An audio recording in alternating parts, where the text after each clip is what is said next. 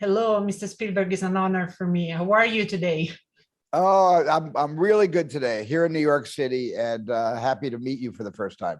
One of the things that is really refreshing when Maria first met Tony, she doesn't wait. She takes the lead and kisses him first. And then she speaks with her brother and say, oh, just dance with him. I don't want to get married. Uh, how much this aspect for you reflects and speaks about women of 2021?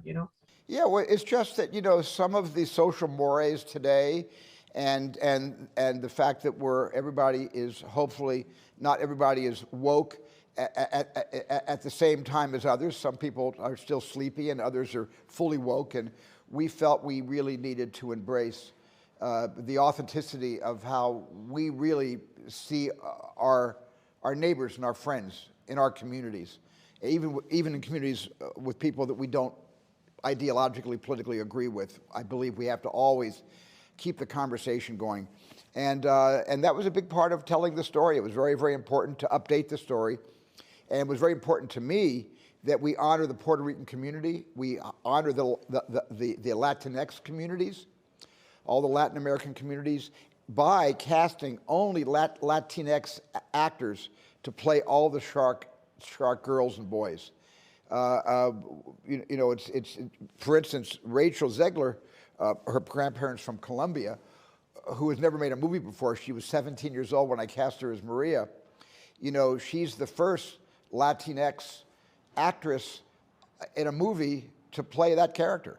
That was a very important thing for all of us to do because this film's had a very tough time, and the original Robert Wise film has sort of had a tough go of it in Puerto Rico, and we're not faulting them, because you make a movie in the time you live in, and you only can make a movie about the things and the things that are accepted within the time you're telling your story. But this time is different than 60 years ago, much different.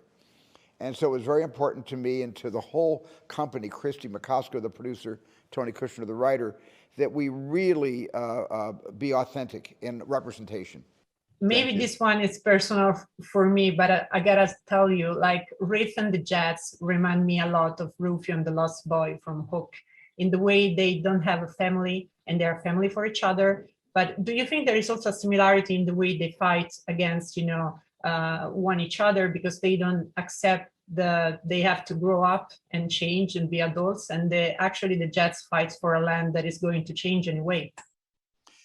I think the difference is, and I love that you're a Hook fan. Thank you. You're probably a very, very little girl when your parents showed it to you on television for the first time, right? I gotta tell you, I ruined the VHS because I watch it every summer nights when I was 8 years old. You really inspire my work. So well, that for me, that makes it worth having made it. Thank you for that.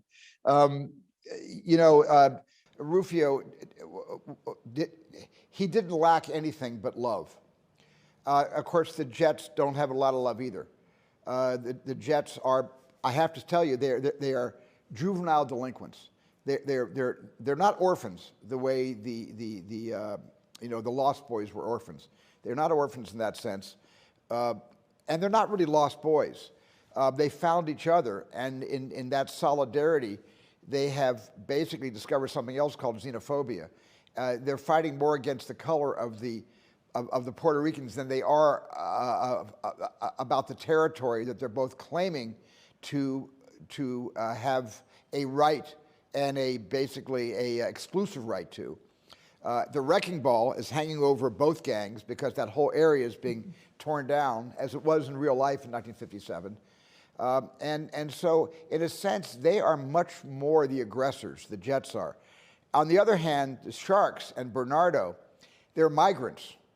The Jets are like fourth-generation white immigrants, but the Sharks are recent migrants from Puerto Rico, and they've all got jobs, and they're all working for the American dream, and they've got values, and they have families. Even Tony says to Maria on the subway, "You have families," by actually saying, "We don't. You've got that much. We don't even have that.